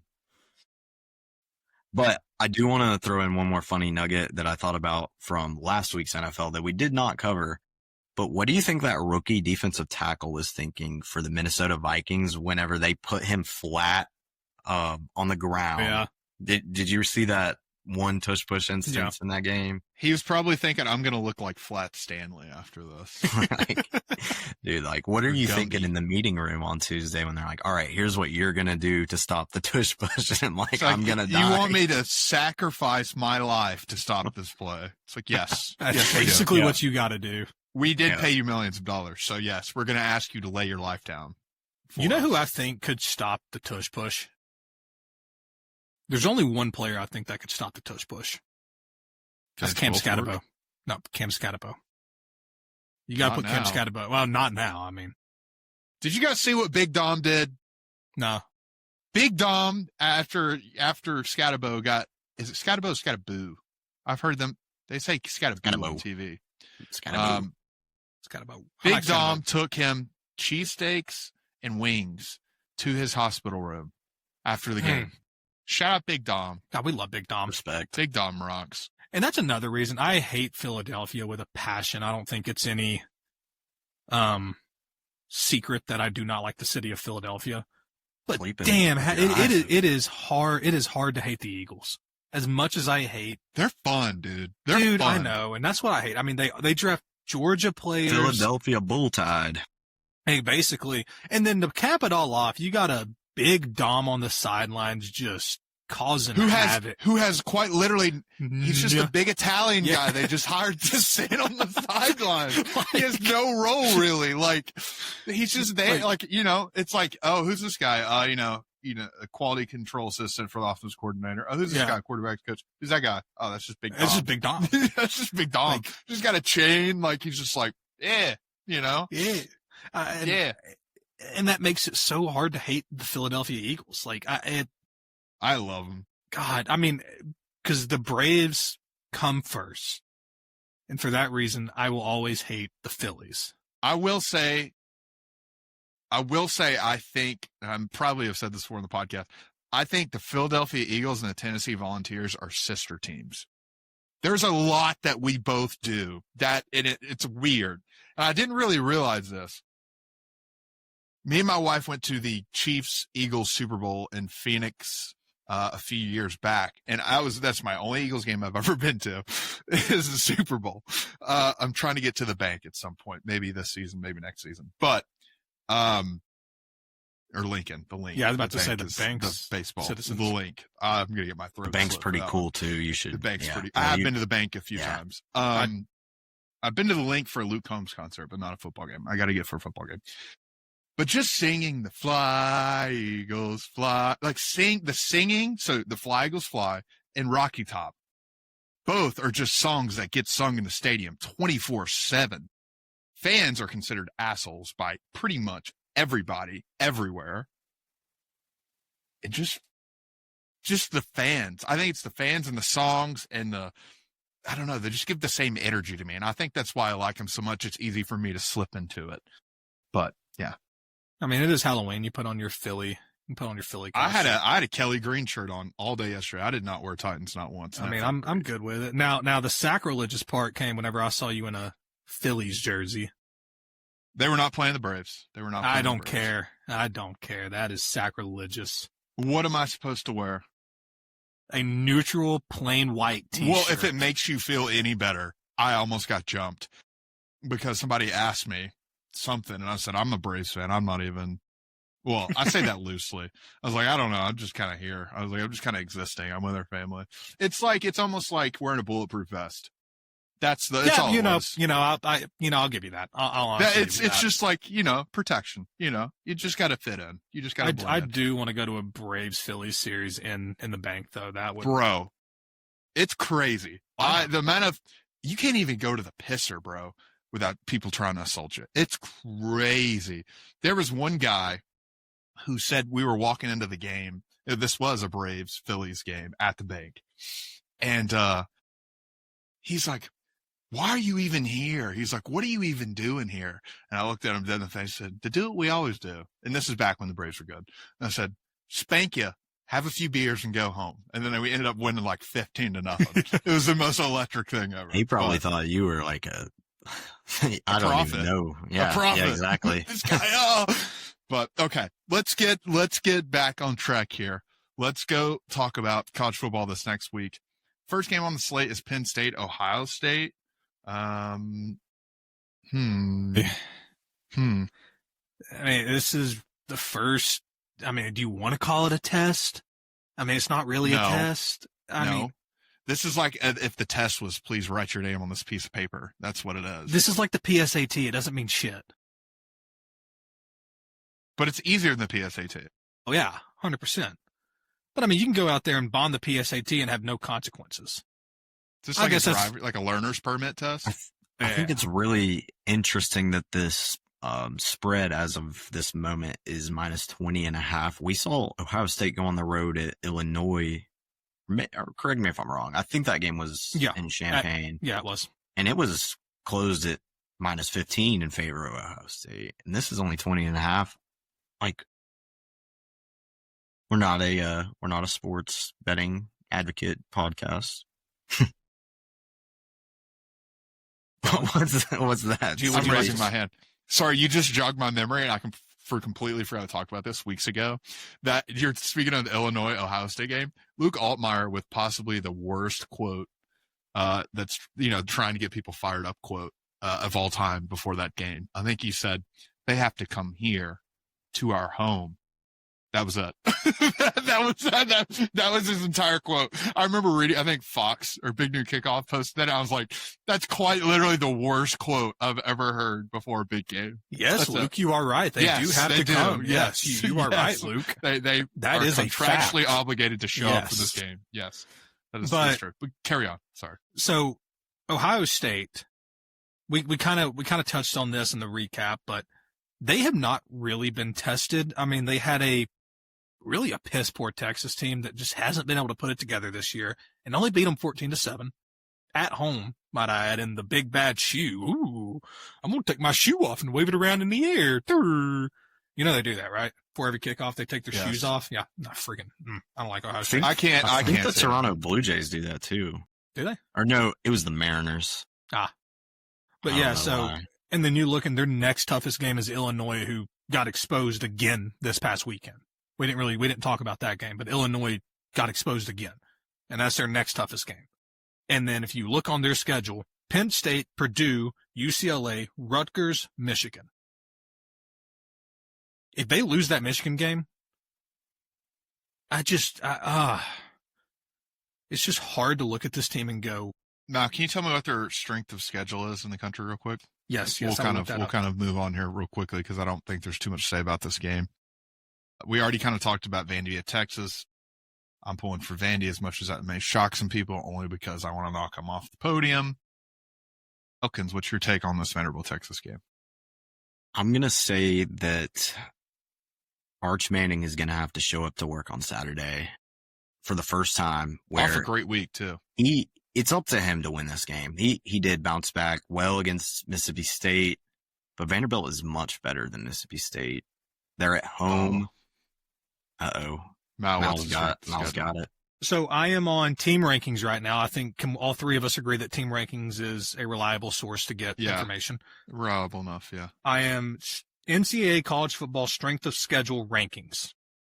Number 1 is Alabama, rightfully so. Number 2 is Notre Dame. Georgia's number 3. They have Ohio State at 7. Where's Florida at? Florida is 5. And Texas A&M is 6. Indiana is 4. What? So this is insane. They're giving the Big Ten not a reputable source anymore. I mean, it's not there. It's not there. Florida's not number 1. What was it that Florida had in terms of streak? Was it 7 or 8 games to start the season? What was it? I will tell you real quick. Besides, not start the season, but almost in a row. Besides USF. So Florida to start the year had Long Island, South Florida, LSU, Miami. Texas, LSU, Texas Miami, A&M. Texas A&M. Then they have Georgia, Ole Miss, Tennessee still left to play. That's brutal.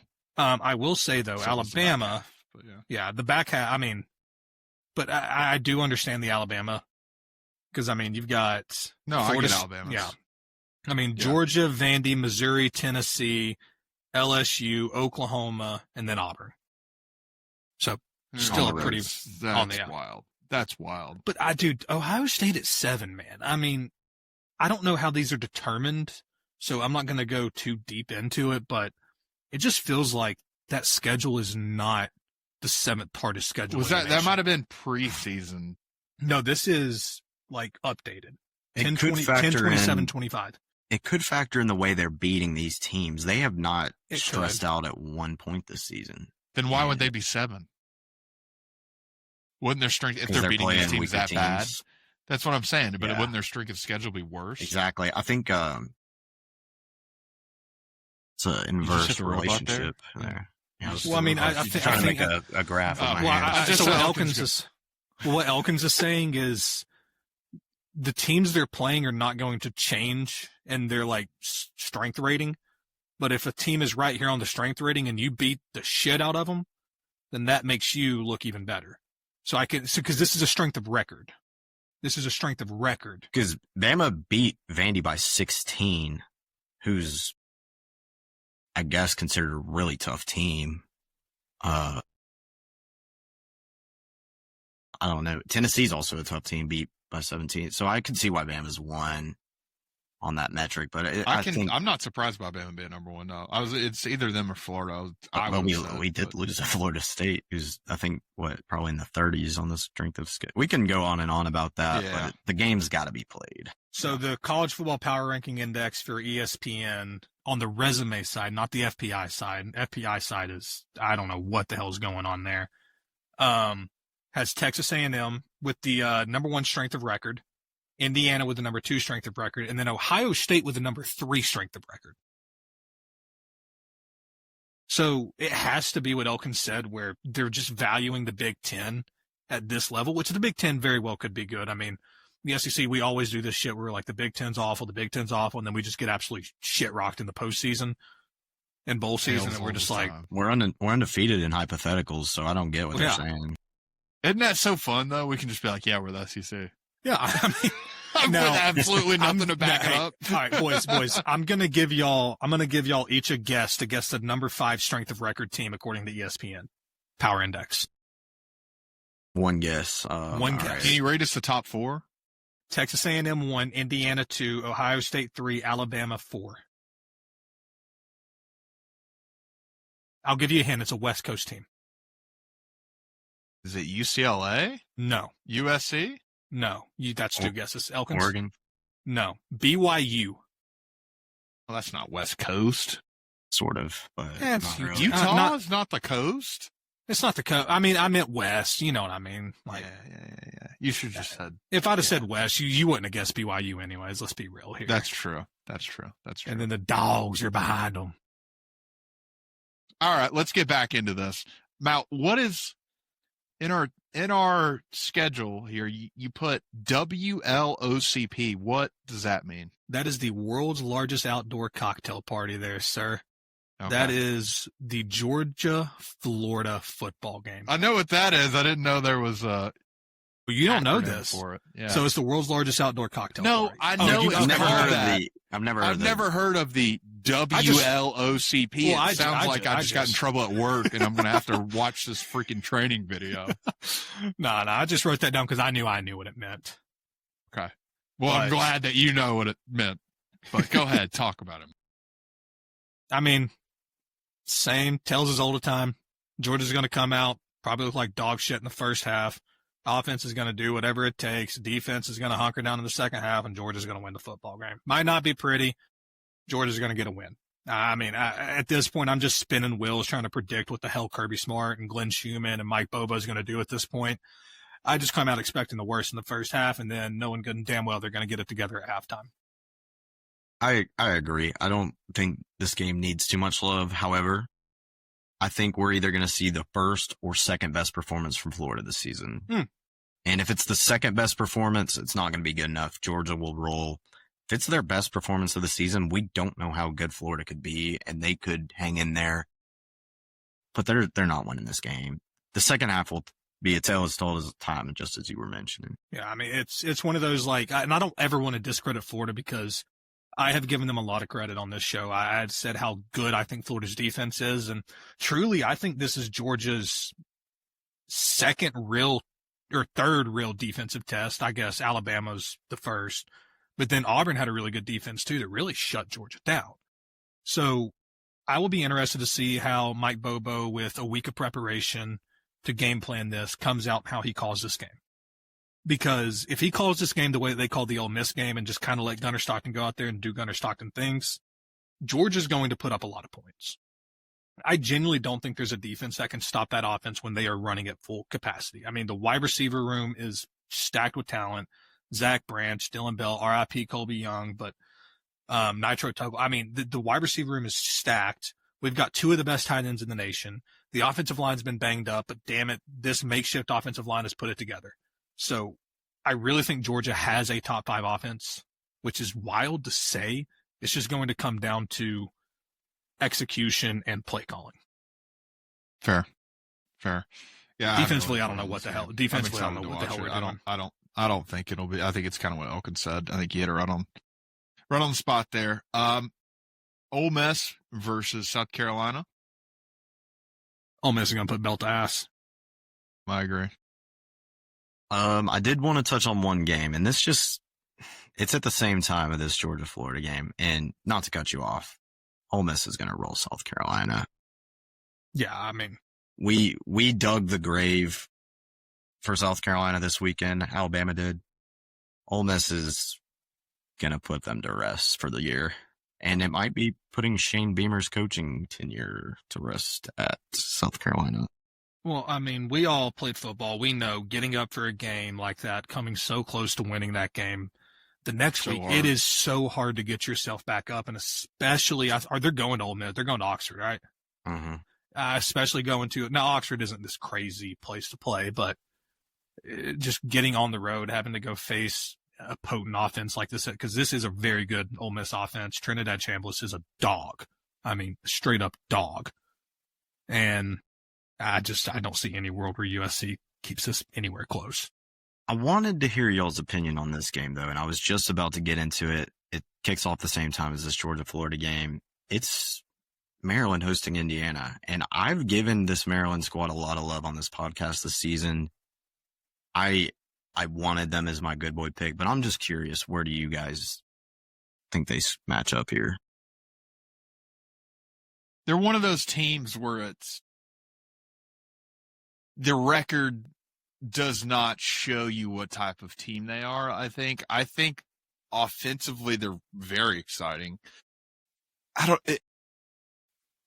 They're fun in terms of you don't know really what you're going to get week in and week out. And I think that's why you're probably looking at this and being like, well, okay, now this could be a spot where Maryland keeps it close, or Maryland, leads the game. But I personally feel like this Maryland team, if they had won the Nebraska game, would have panned out a little differently this season. But I think that was it's kind of what Mal just said. But in terms of like over the course of a season, when you don't win the big ones, it's hard to kind of put it in your head that you're going to come out there and be successful every week. Because once you let those big ones fall through your fingers, it's you're just kind of like, whatever. So I don't know. They're a frisky team, but that's my opinion on it. I mean, it's really the point spread that caught my attention. This is what you see out of a really good Kirby Smart football team, a really good Nick Saban football team. Dan Lanning has attracted some lines like this, and even Ryan Day. If you think the Big Ten's tough, then. And I hear what you're saying, but when you look at what Indiana went and did to UCLA last week, and this is a UCLA team that came in with a lot of belief, everything was going their way. Beaten in conference play. Yeah, I mean, everything was going this UCLA team's way, and Indiana went out there and said, I don't give a shit. They stomped on their face and just blood spewing everywhere, and then they just kept stomping. I mean, and I know that's graphic, but that's literally what this Indiana team just did to UCLA. It's like that one Smiling Friends. Yes. I think it was literally the first episode. Yeah. So it is impossible. I don't want to say impossible, but it is so hard for me to look at this game and think Maryland's going to cover a 20.5 point spread. I mean, Indiana will win the game. So is there a football game in Knoxville this weekend? There is, and it's quite a good one. Dark mode has officially been activated, which only means one thing. It's wraps for Oklahoma. It's wraps. See ya. Pack it up. If John Mateer plays like he's been playing these past few weeks, you can forget about it. You might as well keep the buses warm the entire game. You're not going to be able to keep up. He has been super inaccurate these past few weeks. Ever since he's got back from injury, he has not even came close to looking like himself. Yeah, this is going to be a really, really fun one. Obviously, last year we went to Oklahoma and beat them. Now it's our turn. They get to come to Neyland. Let me Luke Altmaier in our home. They have to come here. Yeah. I'm super excited for another night kick. Neyland at night is unreal and unmatched. I'm super excited. I went to the last dark mode night game. It was against South Carolina in 2023. after we had lost to them the year prior. That knocked us out of the playoffs when Hendon Hooker got hurt. And Kamal Haddon had a pick six. And it's one of my all-time favorite Neyland clips. Just a wave of sound after he picked. It's just unreal. Just chills talking about it. I'm super excited. Joey, back on track last week after a tough show. And the thing is, he didn't even play that bad at Alabama. He had one bad throw. But back on track last week. We had 3 100-yard receivers last week. Yeah, I'm super excited. Yep. I've got two things to say about this, and neither one of them's about the actual game itself. Okay. First thing, Tennessee wins social media for the year. That was the coolest video I think I've ever seen in my entire life. Y'all know what I'm talking about. Go to Tennessee's Twitter page, X, the Everything app page, or Instagram or whatever. Look at the dark mode activated video. Just, I don't like Tennessee as much as the next guy, but super sick video. Yeah. I mean, guy rolls up in a suit with the helmet and then the transformation. I mean, Tron just inspired. It's pretty cool. Shout out Noah the Boa. That's his Instagram name. I don't actually know, but he's the head of the Tennessee video department there. Just sick video. And the second thing is this is a sneaky SEC rivalry game that dates back to when Oklahoma was in the Big Ten. A lot of people, and I know Dylan remembers when Baker Mayfield came into Neyland, and I know Dylan was there for a checkered. I think this was one of the early checkered days. I think it was 2016. Yeah. Checker. Yeah. Because this was one of the early days of the checker, and then they went in there in 2015. It's a good pull. I was 15 years old. Yeah. But sneaky rivalry. I mean, Tennessee fans do not like Oklahoma after that. Bro, that game had me so sick. Yeah. Number one, no one knew who Baker Mayfield was. Nobody. This was his coming out party because we played them relatively early on in the year. I think it was within our first 4 or 5 games. And dude, he was breaking every tackle in the backfield, making moves. I'm like, who is this guy, bro? And this always happens to me. It happened when Jalen Hurts, I think his freshman year. I was at that game too. And he just broke one down the sidelines. I'm like, who is this cat, dog? Yeah. But that was a brutal loss. We were up late in the fourth and just choked it away. I think we lost in overtime. I've seen way too many overtime losses in that stadium. It makes me sick thinking about it. But yeah, good pull, Matt. Yeah. So sneaky SEC rivalry. Other than that, I don't really have much to say. I think Dylan kind of nailed it. Yeah, that was a good pull there, Mal. Who else we got, or do we have our good boys? I mean, there's really not much else this year. Yeah. This week. There is one game, but if y'all don't cover it, well, there's one game I'm going to talk about, and it is my good boy. Okay, let's just get into good boys. All right. So let's get into a recap of what happened last week. Interesting last week in good boys. Elkins, you hit your 13.5 Michigan State versus Michigan bet. Backdoor covered. Final 2 seconds, I think. And they covered. They lost by 11. So they got you some bones. Syracuse got absolutely blown out by Georgia Tech. Did not cover the 17.5. And then I had App State plus 13.5. Put up a good fight at the end. Almost won it outright. Very exciting. So right now, current standings after week 9. Elkins has 54 bones. Mal still at 50.5 bones. And I have climbed my way up in third place back to 40.5 bones. Our good boys were 2-1 on Saturday, not straight up, but just 2-1. So yeah, Elkins, you are the leader of the clubhouse. Go ahead and lead us off. Big props to you, Dylan, getting back in this contest, making it really fun for me now. I had Mal on my tail hot the past few weeks, but now I've got two of you really prominent. However, it's about to change. It's about to get less of a contest after this week when Mr. Satterfield, is that his name? He's about to take a really big coaching job after he wins this game in Utah this weekend. I love Brendan Sorsby. I think he should be getting talked about a little bit more. Granted, the Big 12 is not a challenging league like the SEC is. He's tossed for 20 touchdowns and 1 interception, and nobody's really talking about this guy as a Heisman.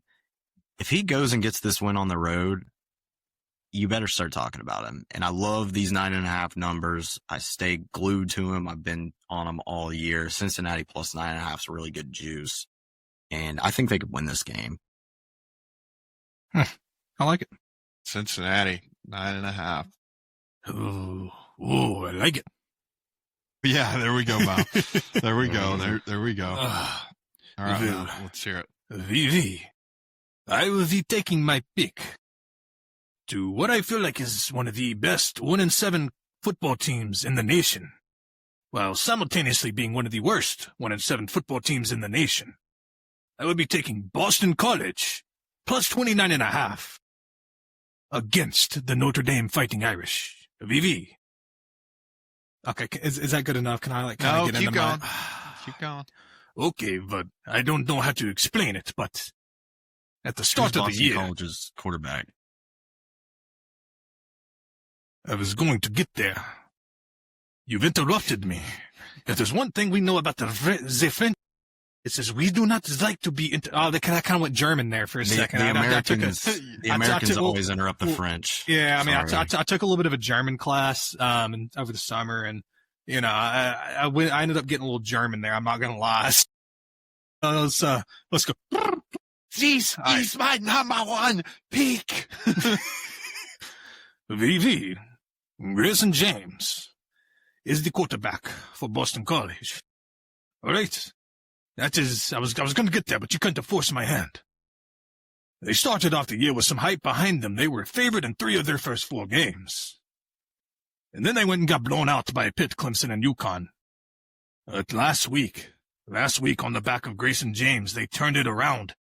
He did have 2 interceptions. Not going to lie, not the greatest game. If he didn't have 2 interceptions, they probably win this game against Louisville. But Grayson James is going to roll into South Bend, Indiana. Or actually, never mind. The game is in Boston College. I'm getting all flustered right now. Somebody get me a croissant. Confusing. This is very confusing. This is very confusing. But yeah, basically, I can't do this anymore. Yeah, you're good. Right, You're good. basically, Boston College has had a very, very, very rocky year. Started off really, really good. They didn't start off good, but they started off with some hype behind them. Like I said, favored in 3 of the 4 first games. Past 4 weeks have been a little rough, but they kind of bounced back against the Louisville team, who I don't really know how. I didn't watch that game, so I'm not going to try to give a bunch of analysis on it. But from the final score, it was a close game. They covered the spread. 29.5 is a lot of points. This is a good Notre Dame football team. I'm not going to discredit Notre Dame like we have in the past. Don't kill me. We love our Catholics on this show. Yes, we do. We love our Catholics. Notre Dame just feels like kind of a weird spot to me. I mean, rolling into Boston College, 12 p.m. on the ACC network, 29.5 is a lot of points for a team that hasn't played terrible football this year. Like I said, I mean, they got blown out by UConn, Clemson, and Pitt, but those are 3 really good teams, minus UConn. Not bad. And then they kind of turned it around last week. So a little bit of momentum rolling into this game. Really, it's just going to matter if they can keep this somewhat close in the first half. I say if they can keep it 2 scores in the first half, they will cover the spread. They can have a little bit of hope. But if Notre Dame gets out early, it might be off to the races. They might win this game by 40, 50 points. So going to take a risk. It's a 29.5 point dog. If they cover, could be some good points for me. Yeah. Interesting pick. I'm surprised. I had 3 and none of them got taken. So I have a multitude. Elkins, I'm very surprised you didn't take this one. I think it might have been the number, but you have talked about this team and this quarterback specifically last week. The Sun Devils. I looked at that. Sun Devils are playing Iowa State this week, and they are 6.5 point dogs. This is so surprising to me. Iowa State has been inflated all year in terms of preseason rankings, and all the lines I've seen, it's been super inflated for them. I don't see it. I don't see it in terms of when I watch them, when I put on the TV and I watch them. Arizona State's going to win this game outright. And it might be by 7+, and I'm very serious. I am very serious. This is an inverse line to me. Arizona State's by far the better team. Iowa State's coming off a super tough loss against BYU. And I think things are just going to compound for them. So give me the Sun Devils plus 6.5 against Iowa State this weekend. Sam Levitt, have a day. Kenny Dillingham gets it done. Well put. I like that. Can I do an honorable mention this week? Yeah. I think there's a few honorable mentions. Yeah, honorable mention for me is Kentucky 10.5 versus Auburn. I like that. I don't Something hate it. clicked. Something clicked. If you watched that Tennessee-Kentucky game last week, I know secondary is very bad, but something clicked for Cutter Boley and his wide receiver Alabama, Kinderclaw, in that game last week. Kinderclaw is going to be, they need to get the ball to him more. He's such a freak athlete. It's crazy. I like Kentucky 10.5 as well, but my pick is Arizona State plus 6.5 versus Iowa State. And we've got another weird line for this Georgia Tech game. Georgia Tech is a 6.5. Was this what you were kind of wanting to allude to, Elkins? Absolutely. I mean, we've got a weird line. I mean, 6.5, it still feels like nobody is giving Georgia Tech credit. I'm staying off of this game because Want to see what the stadium capacity looks like 15 minutes before kickoff before I am certain about this game. If it's a sold out crowd, I think NC State's going to win. But if they're giving up and they're like, well, it's 6:30 and it's Saturday, it's going to be a packed stadium. That should have been somebody's good boy pick, but honorable mention. It's so hard for me to pick an NC State team that just got absolutely demolished against Pitt.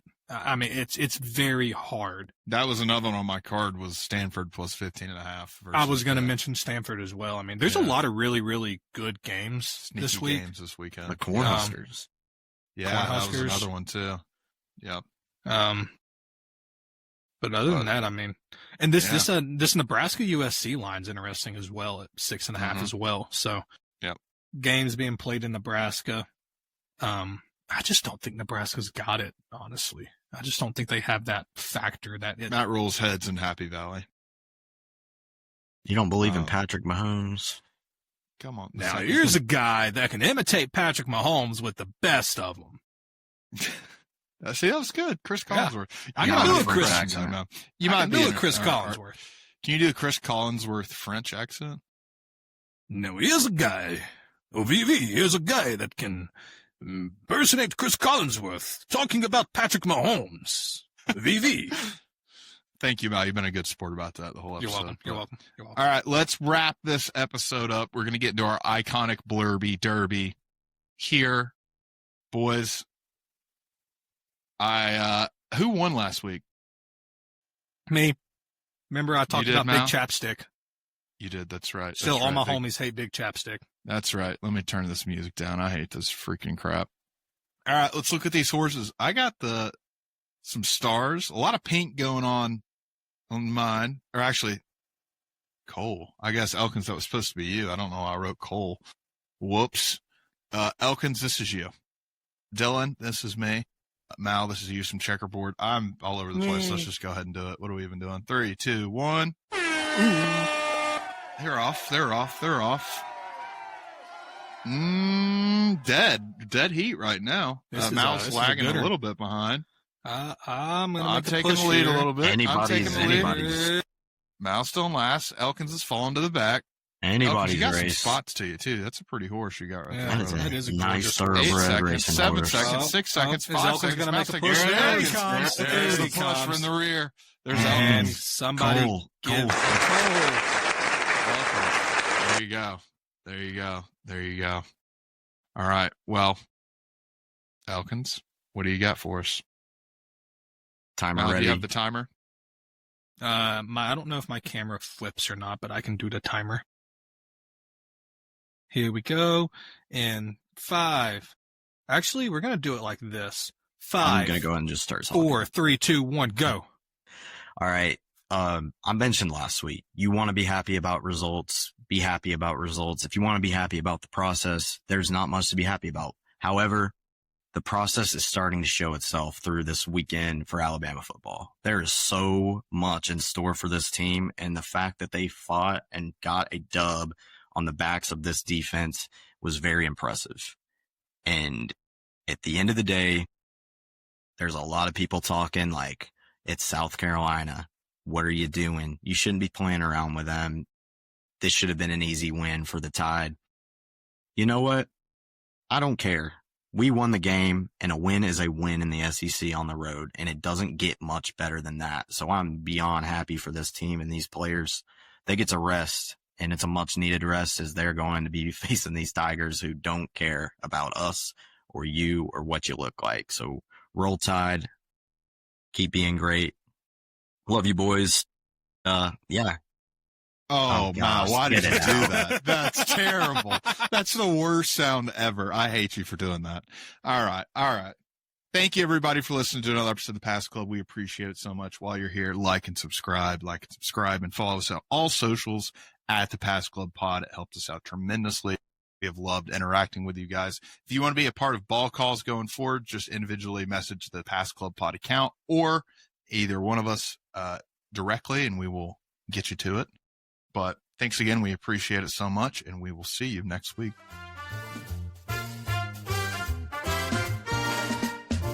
The Pass Club. The Pass Club. The Pass Club.